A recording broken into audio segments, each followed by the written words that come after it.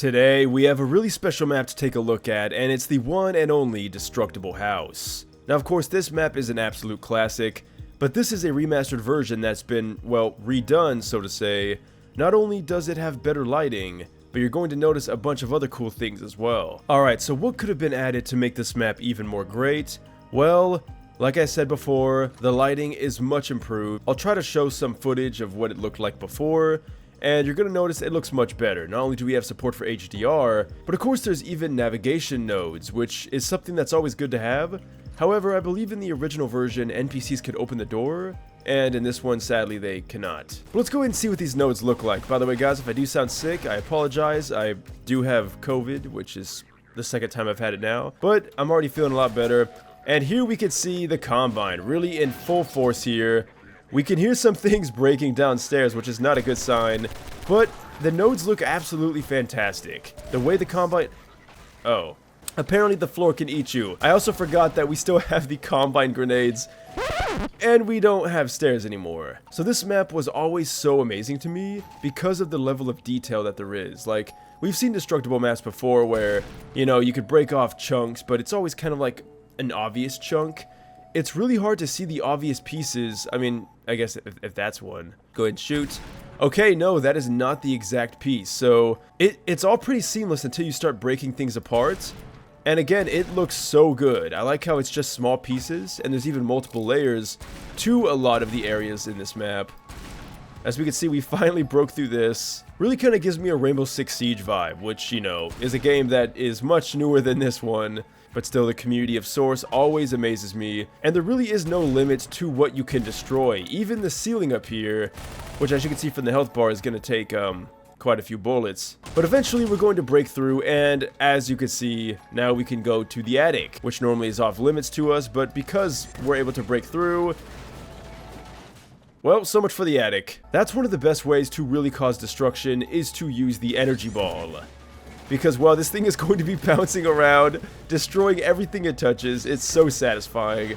Now, if you guys do remember the mod where you can shoot out a bunch of Combine balls, that would be an even better experience because, well, you could probably completely level the house in just one shot. But of course, we are kind of going light here. If we were to go ahead and shoot grenades, you're going to notice a lot more damage, and that is pretty evident. So not only can you destroy the walls of the map, but even the frame of it as well, which...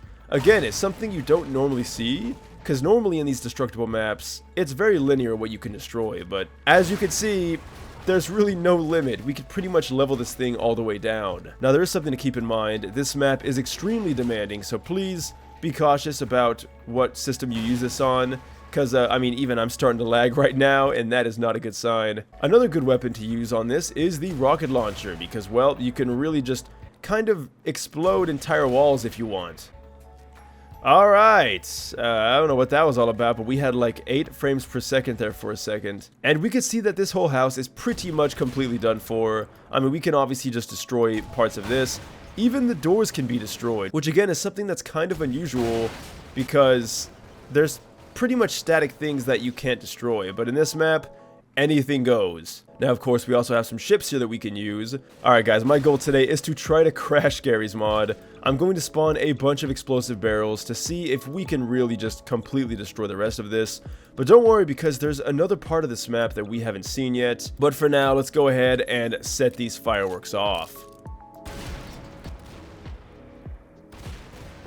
Alright, so that wasn't really as, well, explosive as I was hoping for. In fact, all it really did was just cause an incredible amount of lag. And for some reason, all the barrels didn't explode at the same time, which I thought they would, but as we can see, that just didn't happen.